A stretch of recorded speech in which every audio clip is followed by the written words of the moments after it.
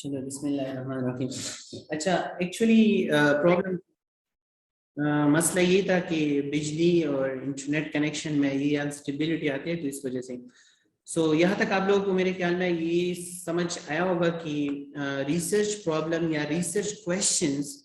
जब हम उठाते हैं तो आपने इससे पहले क्या क्या चीज़ें क्लियर करना है, ठीक है। अच्छा, क्लिनिकल एक्सपीरियंस के ऊपर हमने बात की, तो मैं आपको यही कहने वाला था कि क्लिनिकल एक्सपीरियंस का मतलब ये नहीं है कि आप जाओ, इंजेक्शन लगाओ, पेशेंट की प्रोसीजर हो रहा है उसको असेस करो फिर वापस आ जाओ। नहीं, आपने दो चीजें करना है। The one thing you have to perform something while doing, यानी प्रैक्टिकली आपने कुछ करना भी है। दूसरा ये है कि आपने चीजों को ऑब्जर्व भी करना है। यानी लेट्स सपोज एक प्रोसीजर हो रहा है, ठीक है, तो उस प्रोसीजर के दौरान आप देखें कि प्रोसीजर से पहले ये जो पेशेंट एंटर हुआ इसका बिहेवियर कैसा था, इसका एटीट्यूड टुवर्ड स्टाफ कैसा था, इसका एटीट्यूड टुवर्ड द प्रोसीजर कैसा था, ठीक है। आपने इसको ऑब्जर्व किया ड्यूरिंग द प्रोसीजर। आपने क्लिनिकल स्ट्रोमिंग ये की कि देखो ये जब प्रोसीजर हो रहा था तो इसमें क्या क्या मिस यूजेस हुए हैं। लेट सपोज जो इक्विपमेंट्स हैं वो इक्विपमेंट्स स्टेरिलाइज थी कि नहीं, जो इसने इंसिजन साइड की है क्या वो इंसिजन साइड करेक्ट थी कि नहीं, ठीक है। So this are the clinical thinking. जब आप फॉर एग्जांपल आईसीयू से हट के एक वार्ड में काम करते हो तो पेशेंट आप डिस्चार्ज हो रहा है, ठीक है, मेडिकेशन के साथ है, पेशेंट हाइपरटेंसिव मेडिकेशन ले रहे हैं, क्या आपने कभी उसको देखा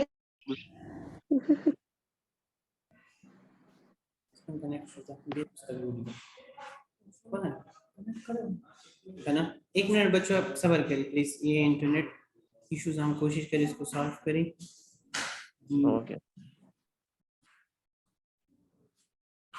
जी 3-1 small D 3-1 small D double 2-4-5 4-2 B small D small C हो गया एक बच्चा गजी बता रहा बैकअप की। Thank you, take shot. Yes thank you. अच्छा जी, so we were talking about the exposure, ठीक है। तो क्लिनिकल एक्सपीरियंस, लेट सपोज मैंने आपको कहा कि आप जब वार्ड में काम करते हो, ठीक है, और आपने पेशेंट डिस्चार्ज किया तो पेशेंट एंटी डायबिटिक ड्रग के साथ है या हाइपरटेंसिव के साथ है, एंटी हाइपरटेंसिव ले रहे हैं, तो उस टाइम जब ये मेडिसिन ले रहे हैं तो उसको मल्टीपल कॉम्प्लिकेशन हो सकती है कि नहीं। सबसे पहले तो ये है कि उनको ये रिजीम का पता नहीं होगा कि ये ट्रीटमेंट मतलब किस टाइम कितना दफ़ा ये लेना है। इसके बाद इसने इतना बीपी रेगुलर चेकअप कैसे करना है, अच्छा कौन सी कंडीशन है कि इसमें इसने बीपी मेडिसिन नहीं लेना है, ठीक है। तो आप अगर ये सारी चीजें उनको बता देते हो तो तब आपका क्लिनिकल एक्सपोजर होगा। उसी दौरान आपको फिर बहुत सारी चीजें मिलेंगी, हो सकता है पेशेंट को इसके बारे में आइडिया ना हो, ठीक है। हो सकते है आप जब सोचते हो कि जी मैं जब टीचिंग प्लान बना रहा हूँ इस पेशेंट को ये चीजें मुझे नहीं आ रहा, तो हो सकता है मेरे और कोलीग्स को भी नहीं आ रही, तो then you are conducting research problem from यहाँ से, ठीक है। सो क्लिनिकल एक्सपीरियंस में एक्सपोजर लाजमी, सिर्फ आना जाना नहीं है कि जी मैंने 5 साल ऊटी में काम किया, मैंने 5 साल उसमें मेडिकल ईआर में काम किया या आईसीयू में काम किया। The thing is that you have to observe something critically और इसके बाद आपने practically you are doing something। तो जब आप ये दोनों चीजें करते हो ना तो तब आपके माइंड में बहुत सारे क्वेश्चन रेज होते हैं। तो जब आप ये नहीं करते हो तो इसके बाद फिर क्लिनिकल एक्सपीरियंस का कोई वो नहीं है, ठीक है। Next one is the important aspect is through proper communication. अगर फॉर एग्जांपल हमारा इफेक्टिव कम्युनिकेशन रहते हैं patient, excuse me sir. Yes yes yes yes sir जी थोड़ा सा रिपीट करो वापस ये क्लिनिकल वाली साइड बात। क्लिनिकल एक्सपीरियंस, अच्छा सॉरी आप लोगों का कंसेप्ट इसलिए डिस्टर्ब हो गया कि हम बीच में क्लिनिकल एक्सपीरियंस, मैंने आप लोगों को बताया कि एक रिसर्च प्रॉब्लम के एक इम्पॉर्टेंट सोर्स है क्लिनिकल एक्सपीरियंस। मतलब आप 5 साल 4 साल 2 साल हॉस्पिटल में जाते हो, ठीक है, तो दौरान ड्यूटी आपको बहुत सारी इश्यूज आते हैं, आप उस इश्यूज को हैंडल करते हो, ठीक है। तो जब आप उस इश्यूज को हैंडल करते हो तो उससे आपको एक्सपोजर मिलते हैं कि जी मैंने ये इंसिडेंट नोट डाउन किए, इसमें मेरा कितना गलती है, मेरी कुलीग की कितनी गलती है, या जो हमारे साथ डॉक्टर्स होते हैं या बाकी स्टाफ होते हैं इसकी कितने मिस्टेक्स थे, ये क्यों हुआ। आप उसकी जाके फिर इस बेस पे सर्च आउट करते हो और इसका फिर इससे रिसर्च क्वेश्चन उठाते हो। एक बात दूसरी ये है कि जब आप जाते हो, आप क्लिनिकल प्रोसीजर हो रही हैं, आप उस प्रोसीजर को असेस कर रहे हो, गौर से देखते हो, ठीक है, कि जी ये जो प्रोसीजर है इसमें पॉजिटिव पॉइंट्स क्या थे और नेगेटिव पॉइंट्स क्या थे। तो पॉजिटिव पॉइंट्स में तो हम इतना सोच नहीं करते, लेकिन जो नेगेटिव पॉइंट्स है ये क्यों हैं और हम इसके लिए कौन से हल निकाले कि नेगेटिव पॉइंट्स खत्म करें। जिस तरह के फॉर एग्जांपल ज्यादातर पेशेंट्स आते हैं, ठीक है, और आप उस पेशेंट की प्रॉपर मतलब मेरा प्रोसीजर हो रहा है किडनी स्टोन रिमूव करते हैं या गॉलब्लैडर स्टोन रिमूव करते हैं, लेकिन मुझे पता नहीं है कि मुझे इंसिजन कौन सी साइड पे मिलेगा। मुझे ये सर्जरी जो है मतलब सिस्टोस्कोपिकली यानी कैमरे के जरिए होगा या ओपन होगा, ठीक है। अगर कैमरे के जरिए होते हैं तो इसकी कितनी कॉम्प्लिकेशंस है और बेनिफिट्स है, या ओपन है तो इसकी कितनी कॉम्प्लिकेशन और बेनिफिट्स है। ये सारी चीजें जब मैं ऑब्जर्व करता हूं, ठीक है, सो लेट्स सपोज आप you are going to tell the patient, तो उसी दौरान जब आप ये सारी चीजें बताते हो तो आप सिर्फ 2 पॉइंट्स उठा सकते हो। आप तो ये है कि आपको खुद भी पता चल जाता है कि मेरा यहाँ पे ही कमी है, तो आप कंपेयर कर देते हो कि मेरा और कुलीग को भी कमी होगा, तो इस बेस पे आप क्वेश्चंस उठाते हो। दूसरा ये कि जब आप पेशेंट को असेस करते हो, पेशेंट को इन सारी चीजें, तो जो क्वालिटेटिव स्टडी होते हैं ना, क्वालिटेटिव स्टडी में हम फीलिंग, इमोशन, एक्सपीरियंसेस, ये सारी चीजें देखते हैं। तो तब से आपको ये भी पता चल जाते हैं कि जी एक पेशेंट आया, उसको हमने असेस किए प्रॉपरली, उसको प्रोसीजर के बारे में बताया, उसका टाइमिंग बताया, उसका कॉम्प्लिकेशंस और एडवांटेजेस बताए, तो बाद में इसका क्या इफेक्ट रहा। और एक पेशेंट आया, हमने इसको डायरेक्टली अंडर कर ली डायरेक्ट इसका, तो बाद में इस पेशेंट का जो साइकोलॉजिकल एस्पेक्ट्स है इस पे क्या असर है। तो 2 पॉइंट्स पे यहाँ पे आपको मिला कि चलो हम एक स्टडी लेते हैं और इस पे हम 2 चीजें कंपेयर करते हैं। सो दैट इज वाई कि जब हम स्टडी करते हैं ना, तो स्टडी में इंपॉर्टेंट चीज ये है कि आपका प्रैक्टिकल एक्सपोजर जरूरी होता है। जब आप एक चीज में इन्वॉल्व नहीं हो, चाहे 10 साल 20 साल आप एरिया में काम करो, आप कुछ भी नहीं कर सकते हो। नेक्स्ट जो स्टेप है that is called effective communications. Effective communications में 2 किस्म की कम्युनिकेशंस आते हैं, एक रिटन कम्युनिकेशन होता है, वर्बल कम्युनिकेशंस होते हैं। लेकिन चूंकि जब हम क्लिनिकल साइड पे काम करते हैं तो हमारा वर्बल कम्युनिकेशन स्ट्रांग होना चाहिए, ठीक है। तो वर्बल कम्युनिकेशन अगर फॉर एग्जांपल हम पेशेंट और स्टाफ के बीच में बात करें, तो पेशेंट और स्टाफ के बीच में अगर इफेक्टिव कम्युनिकेशंस होते हैं तो फिर आपको बहुत सारी आइडियाज मिलते हैं। कैसे मिलते हैं, जब लेट सपोज मैं पेशेंट के पास जा रहा हूँ, ठीक है, मैंने पेशेंट को स्मूथली अटेंड किए, पेशेंट के साथ हेलो हाई किए, इसकी मतलब हौसला अफजाई की, ठीक है। मतलब जब मैं इंजेक्शन लगा रहा था तो इंजेक्शन से पहले मैंने उसको बताया कि सर या अंकल या हुज़ेवर देयर, ये इंजेक्शन मैं इसलिए लगा रहा हूँ तो आपको बहुत ज्यादा पेन है, मैं कोशिश कर रहा हूँ कि अल्लाह करे आप इस पेन इंजेक्शन के साथ आपका पेन कम हो जाए, ठीक है। या कोई और प्रोसीजर आप कर रहे हो, तो इसी दौरान ना एक ट्रस्ट बिल्ड अप होते हैं।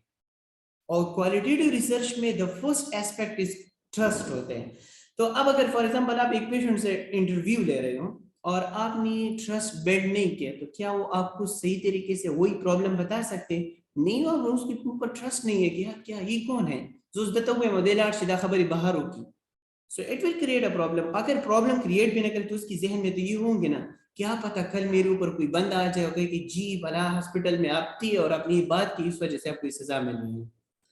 तो the first thing that you have to do are effective communications. तो जब आपकी कम्युनिकेशन स्किल्स स्ट्रांग होते हैं तो आप इजीली क्वेश्चन उठा सकते हो,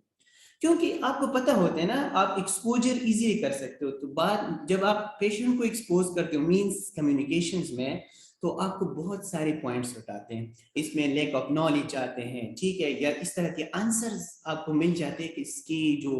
मतलब क्वेश्चंस आते हैं इसका आंसर आप नहीं दे सकते हो या वो नहीं दे सकते हैं। तो that is the second thing. तो क्लिनिकल एक्सपीरियंस में आप 2 चीजें, exposure plus critical thinking plus communication, effective communication, ठीक है। और स्पेशली अगर क्लिनिकल साइड पे है तो थेराप्यूटिक कम्युनिकेशन भी जरूर स्ट्रांग होना चाहिए। अच्छा जी, फिर इसके बाद जो नेक्स्ट सोर्स है जहां से हम प्रॉब्लम्स उठा सकते हैं that is called publish study. यानी जिस तरह की एक स्टडी ऑलरेडी हो चुका है, मैंने कल भी आपको बताया कि हम पब्लिक स्टडी देखते हैं कि एक मेडिकेशंस के ऊपर इसने स्टडी की है, ठीक है, कि मेडिकेशन एरर्स क्या होते हैं, ठीक है। लेकिन आप इसने मेडिकेशन एरर में नर्सेज इन्वॉल्व किए, आपने स्टडी को थॉरली स्टडी की है कि जी इसका ये रीजन था कि नर्सेज के पास टाइम नहीं था, नर्सेज ओवरबर्डन है, नर्सेज के पास नॉलेज नहीं है, ठीक है, नर्सेज को अपॉर्चुनिटी नहीं मिल रहा, नर्सेज की डिमांड जो है या सैलरी जो इसके लेवल से कम है, इन सारे वजूहात की वजह से वो एरर्स कर रहे हैं। अब ये एस्पेक्ट तो ओपन हुआ, अब इसमें कुछ नहीं कर सकते, तो ऑलरेडी पता चला, तो आप इसमें रिसर्च क्यों करते हो, तो इंफॉर्मेशन मिल, आंसर मिला, लेकिन ये आपको नहीं पता चला कि जब ये नर्स मेडिकेशन कर रहा था तो पेशेंट का एटीट्यूड कैसा था, पेशेंट का बिहेवियर कैसा था, पेशेंट का स्पिरिट कैसा था, पेशेंट का क्या साइकोलॉजिकल थिंकिंग थे इस मेडिकेशन के ऊपर। क्या ये पेशेंट ये सोच रहा था कि जी इस मेडिसिन की वजह से तो मैं ये कह सकती हूँ ये मुझे मारेगा, या ये मेडिसिन मैं नहीं लेता ये तो मेरा प्रॉब्लम और एग्जैजरेट करेगा। सो now this is the thing, आपने ये पॉइंट नहीं मिला आपको लिटरेचर में। जी सर ने स्टडी की है, सर ने मेडिकेशन एरर के ऊपर स्टडी की है रिगार्डिंग नर्सेस, लेकिन पेशेंट के पर्सपेक्टिव रिगार्डिंग मेडिकेशन सर्च नहीं किए।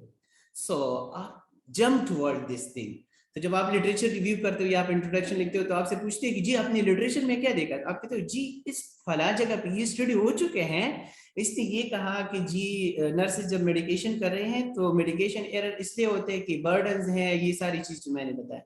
लेकिन इसने ये चीज मुझे नहीं मिला कि पेशेंट के पर्सपेक्टिव क्या थे। सो इसलिए मैंने ये टॉपिक सेलेक्ट किया है कि मैं ये वाला पॉइंट्स भी देखूं कि पेशेंट की क्या आइडियाज होते हैं, क्या एटीट्यूड्स होते हैं, बिहेवियर होते हैं, ताकि मैं उसको भी आइडेंटिफाई करूं। So now this is the topic. So आप उसके ऊपर फिर काम करें। फिर जब आप रिसर्च सुपरवाइजर के पास जाते हो तो आपको कहते हैं कि जी आप ये जो स्टडी करते हो क्या ख्याल है, आप बहुत सारे लोगों में करना चाहते हो, आपके क्यों नहीं सर मैं इस तरह करूंगी कि 5-6 बंदे 10 बंदे 12 बंदे, आपको कहते जी के क्वालिटेटिव स्टडी ले लें। फिर इसी के मुताबिक फिर आपको आगे जो हम मेथोडोलॉजी डिस्कस करेंगे ना, मेथोडोलॉजी में फिर आप बताते हैं कि जी आप ये इंक्लूजन क्राइटेरिया ले लें, एक्सक्लूजन ले लें, ठीक है, वो भी मैं इंशाल्लाह आप लोगों के साथ जरूर डिस्कस करूंगा।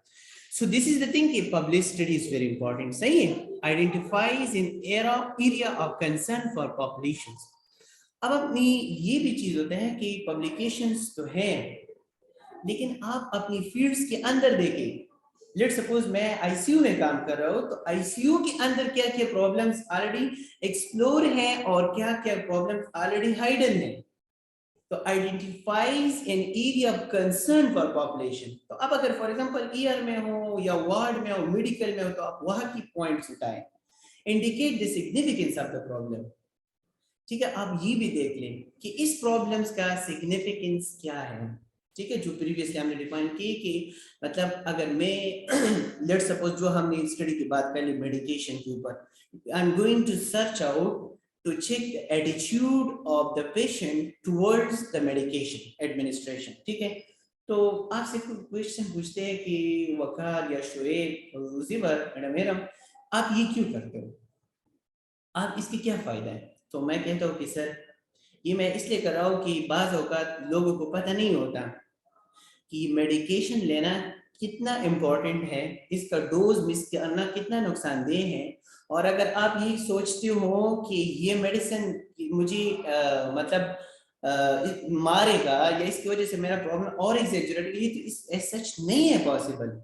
तो आपसे कहेंगे कि जी आपने क्या करना है फिर, क्योंकि मैं रिकमेंडेशन में अब बाकी लिटरेचर की सपोर्ट में ये कह सकता हूँ कि हम ऐसे करें कि अपने स्टॉक को ट्रेन करें, और जब ये मेडिकेशन लगा देते तो मेडिकेशन लगाने से पहले स्पेशली जो भी स्टाफ लगाते हैं उसको सारी चीजें बताए कि ये जो मेडिसिन है ये हम इसलिए देते हैं, अगर आप ये नहीं लेते हो तो इस वजह से आपका केयर जो है मुतासिर हो सकता है। फिर हम इसमें ऐसे करेंगे कि इसका साइकोलॉजिकली जो या फैमिली जो है इसकी फैमिली भी इन्वॉल्व करेंगे। अब लेट्स सपोज मेरा एक कलीग है और मेरा ऊपर बहुत ज्यादा ट्रस्ट करता है, तो अगर कोई नहीं मानते तो मैं ये करूंगा कि मैं जो मेरा कलीग है उसको मैं इन्वॉल्व करूं, मैं उसको समझाऊं कि भाई ये बंदा, ये जो आपको कह रही है, जो नर्स आपको कह रही है, ये आपकी भलाई के लिए कह रही है। हमने आपको इसलिए इधर ले आया है कि ताकि आपको मेडिसिन टाइम पे लग जाए, वरना ये मेडिसिन तो हम घर पे भी लेकर सकते हैं, लेकिन उधर मिस होंगे तो आपका प्रॉब्लम और एग्जैजरेट हो सकता है। इसका ट्रस्ट इस पे हो जाए। सो दैट इज व्हाई मैंने स्टडी करना है, ताकि हम एक्सप्लोर करें ये चीजें, ठीक है। सो अगर आपके पास पॉइंट्स आते हैं पहले, तो तब इसके बाद आप एक्सप्लोर कर सकते हो ना। तो आपको स्टडी में मिला कि there is spiritual problem. Spiritual problem, like मैंने कल आप एग्जांपल दी कि ब्लड प्रोडक्ट की वजह से बहुत सारे कल्चर इस तरह होते हैं कि वो ब्लड प्रोडक्ट से इनकार कर दे कि जी मुझे ब्लड ना लगाए, उनसे डर लगते हैं, और इसका एक कल्चरल बेस्ड चीज होता है, ठीक है। या बहुत सारे लोग इस तरह होते हैं कि मेडिकेशन इसलिए नहीं लेते हैं, नहीं यार मैं जाके हकीम के पास जाऊंगा, ठीक है, या कोई तबीब के पास, वो मुझे दम दर्द देगा, ये मेडिसिन की कोई जरूरत नहीं, मुझे नहीं जरूरत, मुझे मत लगा मेडिसिन, ठीक है। सो दिस इज समव्हाट कि ये आपने साइकोसोशल स्पिरिचुअल प्रॉब्लम आइडेंटिफाई किए। Now you are going to search the implications या intervention for it, कि अगर spiritual problem है तो spiritual problem मैंने कैसे खत्म करना है, ठीक है। सो इसलिए मैं जो ये सारी चीजें को डिस्कस कर रहा हूँ ना, तो आपको सिग्निफिकेंस के बारे में जरूर पता होना चाहिए। The next one is previous a background for the problem. अब अगर फॉर एग्जांपल पब्लिक स्टडी है, तो ये आपको बैकग्राउंड देते हैं कि जी मैंने स्टडी लिया था और मुझे ये चीजें हैं, लेकिन बस जब आप उसको स्टडी कर देते हो तो आपको मिला कि ऑलरेडी आधा काम हो चुका है, आधा मैं करूं, तो डन, खेल खत्म। Outline the need for additional study in problem statement. फिर जब आप पब्लिक स्टडी देखते हो ना, पब्लिक स्टडी आपको आउटलाइन बताते हैं। आप रिकमेंडेशन देके, तो रिकमेंडेशन में लिखते हैं कि मेरा जो स्टडी था इसकी जनरलाइजेबिलिटी बहुत कम है, मैंने 50 लोगों पे किए, मैंने 100 लोगों पे किए हैं, और पॉपुलेशन तो बहुत ज्यादा है, तो लिहाजा ये स्टडी होना चाहिए कि हम ज्यादा पॉपुलेशन भी करें। या रिकमेंडेशन में कहते हैं कि जी मैंने इस टॉपिक में ये चीजें एक्सप्लोर कर ली, लेकिन there is a lot of multiple other things, यानी और भी चीजें हैं उसको एक्सप्लोर करना। तो फिर रिकमेंडेशन में कहते हैं कि ये जो स्टडी था, चूंकि ड्यूरेशन कम था, इसलिए मैंने इस पे काम कम किए हैं, आप इसके ऊपर दूसरा स्टडी कंडक्ट कर ले, खैर है, आप स्टडी फॉर्मेट चेंज करें, डिजाइन चेंज करें, लेकिन ये टॉपिक उठा के उसको फर्दर एक्सप्लोर करें, ठीक है। लेट्स सपोज जो ऑलरेडी मैंने एग्जांपल दिए मेडिकेशन के ऊपर, तो मैं एक जगह पे स्टडी कर लूं, अगर मैं क्वालिटेटिव स्टडी कर रहा हूं तो 10 से 15 सैंपल मैं लूंगा, ज्यादा तो मैं नहीं ले सकता हूं। तो 10 से 15 में तो मुझे सैचुरेशन मिल जाएंगी, लेकिन इट्स इम्पॉसिबल कि जो कल्चर पेशावर में है वो कल्चर सवात में, तो ये तो फिर भी इंटरलिंक है से। लेकिन अगर ये कल्चर हम सिंध की बात करें, या बलूचिस्तान की बात करें, या कराची की बात करें, ठीक है, तो वहां पे ये कल्चर नहीं है, तो आप ये स्टडी वहां पे भी रेप्लिकेट कर सकते हो। और क्वालिटेटिव स्टडी में ये चीज भी होता है, क्योंकि सैचुरेशन हमें 5 से 10 बंदों में मिलते हैं, तो ये तो बहुत स्पेसिफिक होते हैं। तो अगर आप कल्चर को चेंज करें, यानी आपका स्टडी पॉपुलेशन चेंज हो गया, जब आपका स्टडी पॉपुलेशन चेंज हो गया, इट मींस आपको वहां पे न्यू चीजें मिल सकते हैं, ठीक है। जिस तरह की हम प्राइवेसी की बात करते हैं, तो पाकिस्तान पेशावर में आप तो बच्ची हो, खैर क्लिनिकल साइड पे नहीं गए, लेकिन बहुत सारे लोग जो होते हैं ना, जब फीमेल जाके उसको अटेंड करते हैं तो उसका एक साइड रिस्पांस होते हैं, जब मेल जाके उसको अटेंड करते हैं उसका अजीब रिस्पांस होता है। दिस इज समवॉट कि हमारी पश्तून की कल्चर में तो नहीं है, लेकिन हमारे जिहन में इस तरह कुछ बात है। दूसरी बात ये है कि जिस तरह मैंने ब्लड की बात की, तो कुछ एरियाज पे ये लोग ममनू करार देते हैं, लेकिन कुछ एरिया पे ये अप्रिशिएट करते हैं, यार पेशेंट से ब्लीडिंग हो रहा है तो काइंडली उससे मतलब ब्लीडिंग हुआ है तो आप उसको ट्रांसफ्यूजन करें। आपने ये भी देखा होगा, जो स्पेशली क्लिनिकल काम अगर किसी ने के, बाज औकात हम सैंपल लेते हैं ना, कहते हैं डॉक्टर सिर्फ टोला भी ना देते वाह मस्ता, ठीक है। सो मतलब ये कि वो बहुत ज्यादा खफा होते हैं, तो ये कल्चर टू कल्चर कंसिडरेशंस होते हैं, सही। तो आप उसको जनरलाइजेबिलिटी लिमिटेड होते हैं, तो बाकी कल्चर भी आप कर सकते हो, ठीक है। लेट्स सपोज इससे पहले एक स्टडी मैंने ली थी, वो स्टडी कराची में भी ऑनगोइंग थी, फिर इधर भी मैंने इस पे काम शुरू की, लेकिन फिर बाद में मैंने उस स्टडी को छोड़ दी। तो जब हम डिस्कस कर रही थी, तो सर ने भी ये आइडिया दिया कि कोई बात नहीं, अगर वो स्टडी वहां पे इम्प्लीकेट होते हैं तो वहां पे हॉस्पिटल्स चेंज है, वहाँ पे प्रोटोकॉल्स चेंज हैं, वहाँ पे कल्चर चेंज है एज कम्पेयर टू पेशावर, ठीक है। तो आप फिर इसको जनरलाइजेबिलिटी की बेस पे, सो अगर आपके पास पब्लिश स्टडी है तो पब्लिश स्टडी आपको बहुत सारे आउटलाइंस दे सकते हैं। क्लिनिकल नर्सिंग प्रैक्टिस ऑलरेडी हमने एक्सप्लोर कर लिया। अच्छा, इसी पर जो रिसर्चर्स होते हैं या आपके पीयर इंटरेक्शंस होता है, ये इंपॉर्टेंट है, इसलिए मैं थोड़ा एक्सप्लेन करना चाहता हूँ। ठीक है, कि जो लोग अब लेट सपोज आप एक एक्सपर्ट बनना है जिसने ऑलरेडी रिसर्च की है, जो ऑलरेडी इस फेज से गुजरा हुआ है, तो जब आप प्रॉब्लम सेलेक्ट करते हो या इससे मतलब आप रिसर्च क्वेश्चंस उठाते हो, तो आप उनसे मिले। आप नोवाइस रिसर्चर हो, आपको तो पता नहीं है, तो वो आपको गाइडलाइन दे सकते हैं कि जी शफी या मैडम एरम आप जाके इस एरिया को एक्सप्लोर करें, क्योंकि उसने ऑलरेडी स्टडी की है। तो उनको पता चला कि मेडिकल में जो मेडिसिन है इसके ऊपर बहुत ज्यादा स्टडी हुई है, ईआर में बहुत ज्यादा स्टडी हुई, लेकिन गायनी डिपार्टमेंट में स्टडी नहीं है। तो आपको कहते हैं कि जी तनन लाशा गायनी डिपार्टमेंट के ऊपर मतलब topic related to gynae department आप वहां पे देखिए। ठीक है, तो वहां पे आपको बहुत सारे टॉपिक मिलेंगे, या आपको कहेंगे जी ऑन्कोलॉजी में सच कुछ नहीं हुआ है, ठीक है, तो आप वहां भी जाए। लेबर रूम रिलेटेड नहीं हुआ है, ठीक है, सीजेरियन रिलेटेड, वो तो डिपेंड करते हैं रिसर्चर के ऊपर, इसका एक्सपर्टीज किस चीज में। ठीक है, तो जब आप रिसर्च प्रॉब्लम उठाते हो, ठीक है, तो रिसर्चर या आपका जो सुपरवाइजर है आपको गाइड कर सकते हैं कि जी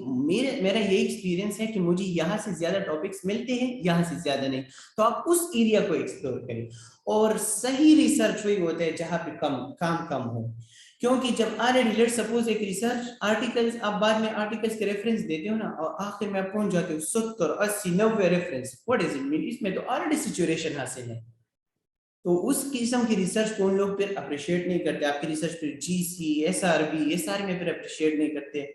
वही रिसर्च अप्रिशिएट करते हैं ना जो एक्सप्लोर कम हो, न्यू चीजें, तो आप उसको फिर मतलब ठीक है, इसमें आपको चैलेंजेस ज्यादा होंगे, आपने ज्यादा काम करना होगा, लेकिन वो है कि वो रिसर्च आपको भी बहुत बेनिफिट्स देते हैं और आपकी कम्युनिटी को बहुत बेनिफिट्स दे सकते हैं। ठीक है, अच्छा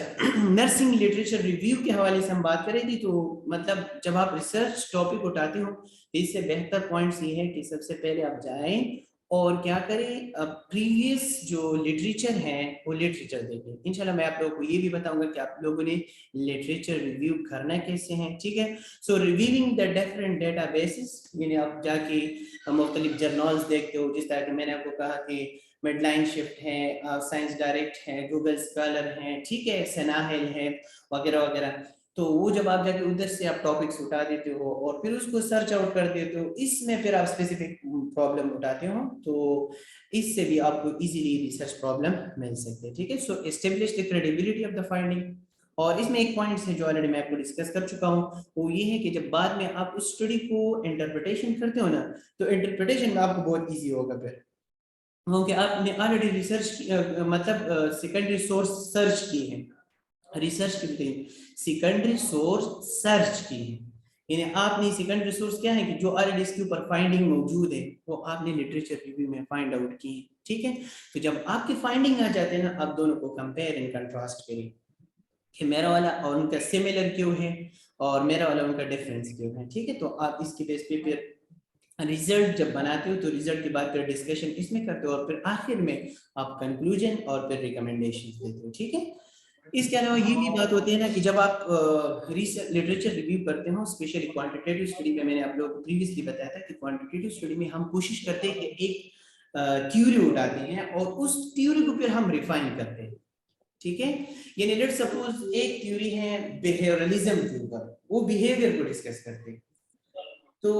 मैं एक रिसर्च कर रहा हूँ। ठीक है, वो रिसर्च ये है कि मैं चाहता हूँ कि पीडियाट्रिक वार्ड में जो बच्चों को आईवी लाइन या कोई और प्रोसीजर हो रहे हैं, स्पेशली आईवी लाइन की मैं बात करूं, और जब उनको टॉफी या केनोलेस, ये जो बच्चों की जो खिलौने होते हैं, ठीक है, वो दे दूं, और दूसरी साइड से एक बच्चा एक बच्ची में उठा के उसको बगैर इनकी मैं प्रोसीजर करूं। सो ना मुझे थ्योरी कहते हैं कि बिहेवियरलिज्म थ्योरी है ना, तो मैं इसमें क्या बिहेवियर चेक कर सकता हूँ कि नहीं। तो आखिर में मुझे फाइंडिंग मिलता है कि जी जिनको मैंने केनोले दिए, जिनको मैंने टॉफीज आइसक्रीम वगैरह दी, तो इस बच्चों ने फिर शोर शराबा कम की है, इस बच्चों ने रिस्पांस जबरदस्त दी है और मैंने आईवी लाइन स्मूथली पास की। लेकिन जिसको मैंने नहीं दिए थे तो वो बहुत ज्यादा रो रहे थे, रिस्पांस नहीं रहे, तो एक प्रेक की जगह 2 हुई है, ठीक है, ब्लीडिंग हुई है, कॉम्प्लिकेशन हुई, एक्सेट्रा। तो दैट इज व्हाट कि मैंने बिहेवियरलिज्म थ्योरी को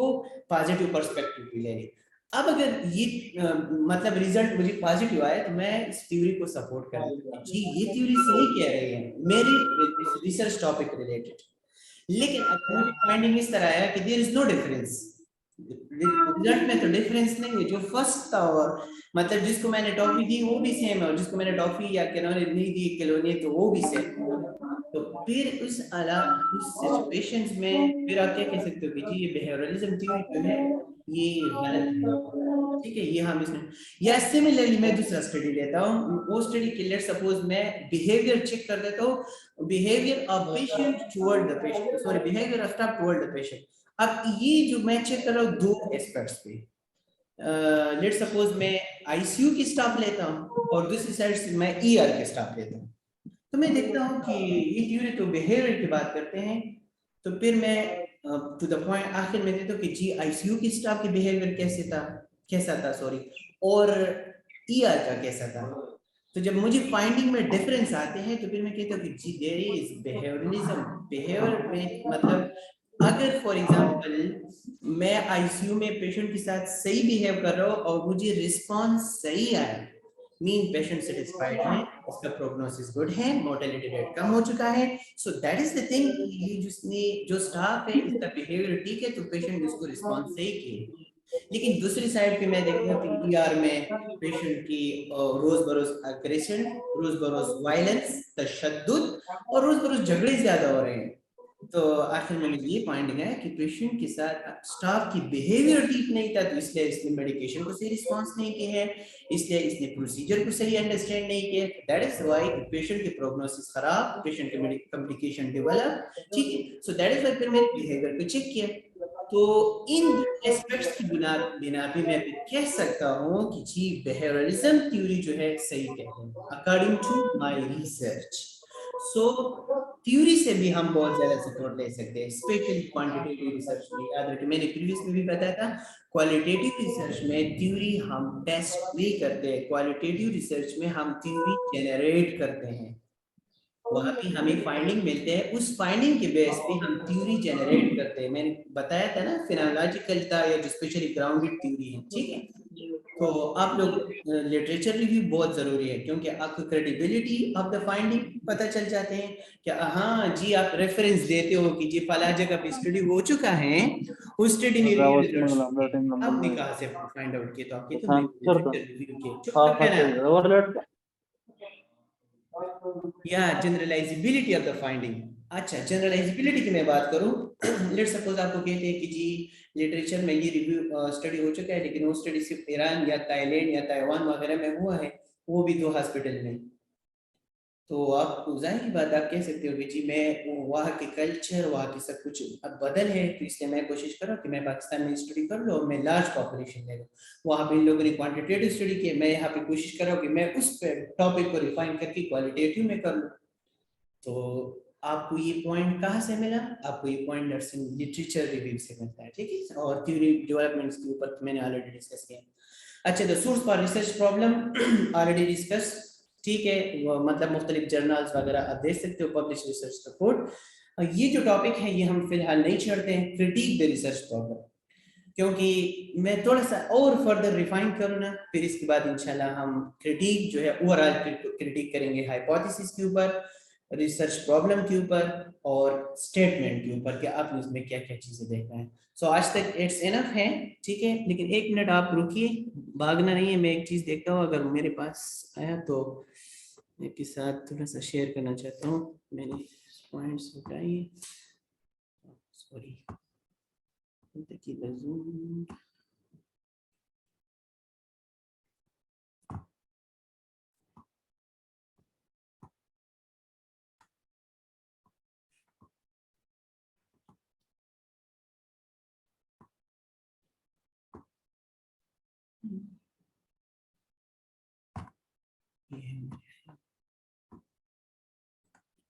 जो काफी चीजें हमने डिस्कस की थी, ठीक है, वो तो ऑलरेडी सेम भी है, लेकिन जो 3-4 पॉइंट न्यू है, 1 मिनट सॉरी, अच्छा जी, importance consideration for research problem, ठीक है, जहन में याद रखिए कि क्या क्या चीजें आपने जहन में, फिर जब आप क्रिटिक करते हो ना, क्रिटिक में फिर ना बताना क्या सर हमें पता नहीं, सिग्निफिकेंस, रिसर्चेबिलिटी, फिजिबिलिटी। फिजिबिलिटी मतलब ये है कि timing, availability of study participant, cooperation of others, ठीक है, यानी मतलब जो टाइम कर आप एक स्टडी कर रहे हो वो 6-7 महीनों की है या 1 साल की है और मैंने आपको ड्यूरेशन 4 मंथ की है, तो आपने टाइमिंग को भी देखना है, पार्टिसिपेंट्स को भी सेलेक्ट करना है ना, जो पार्टिसिपेंट्स आप लेते हो क्या ये पार्टिसिपेंट इस टॉपिक के साथ रिलेटेड, इसका एग्जांपल मैं क्रिटिक में ही बता देता हूँ, क्लियर सपोज स्टडी हो चुका है नर्सेस के ऊपर, ठीक है, और इसने पार्टिसिपेंट लिया ट्रांसजेंडर, सो ये स्टडी पार्टिसिपेंट रिलेटेड है नहीं है, ठीक है। इसके अलावा कोऑपरेशन अब अदर आपके साथ बाकी लोग, मतलब आप इस तरह की स्टडी लेते हो कि इसमें आपको मनी की जरूरत होती है, इसमें आपकी फैसिलिटेशन की जरूरत है, research sorry nursing manager, head nurse या डायरेक्टर, अगर आपको वो सपोर्ट नहीं करते तो तब भी आप नीड ले सकते हो, ठीक है। एक्सपीरियंस और ethical consideration is very important कि जी आपका एथिकल चीज आपने इसमें हाईलाइट की है, तो जब आप रिसर्च के ऊपर क्रिटिक करते हो ना तो आप इस चीज को देखें कि जी इसने कॉन्फिडेंशियलिटी में क्या किया है, तो आपसे भी पूछते हैं कि लेट सपोज आप एक बंदे से इतना क्लोज इंफॉर्मेशन लेते हो, लेट सपोज सेक्सुअल एटीट्यूड या बिहेवियर, एक स्टडी है ना जिसमें हम चेक करते हैं कि फॉर एग्जांपल वो लोग जो सेक्सुअल अब्यूज होते हैं फीमेल, लेटर स्टेज में इन्फ्लेमेटरी बाउल सिंड्रोम उसको डेवलप हो सकते हैं कि नहीं, तो वो स्टडी तो कहते हैं कि इन्फ्लेमेटरी बाउल डिजीज, आप उसके साथ ये जो डेटा आप लेते हो तो it is very critical situation, या कोई पेशेंट एचआईवी पॉजिटिव है या इस तरह कोई और सेक्सुअली ट्रांसमिटेड डिजीज के साथ है, तो आपने इस चीज को जरूर जहन में याद रखना है। क्वालिटेटिव रिसर्च में की कंसेप्ट ये हमने अभी तक नहीं डिस्कस की, फिर मैं बाद में, अच्छा फैसिलिटीज एंड इक्विपमेंट वो भी मैं ऑलरेडी डिस्कस कर चुका हूँ कि अगर आप for example money, equipment means laboratory में एक्सपीरियंस कर रहे हो तो आपको लेबोरेटरी में इक्विपमेंट्स अवेलेबल है कि नहीं, and facilities, personal cost, participant cost, supplies, equipment, ये चीज हमने स्टार्ट में डिस्कस की, और इंटरेस्ट ऑफ इन्वेस्टिगेटर वो भी हमने डिस्कस किए, ये चीज आज हमने नहीं डिस्कस की, फिनोमेनोलॉजिकली है इंशाल्लाह मैं बाद में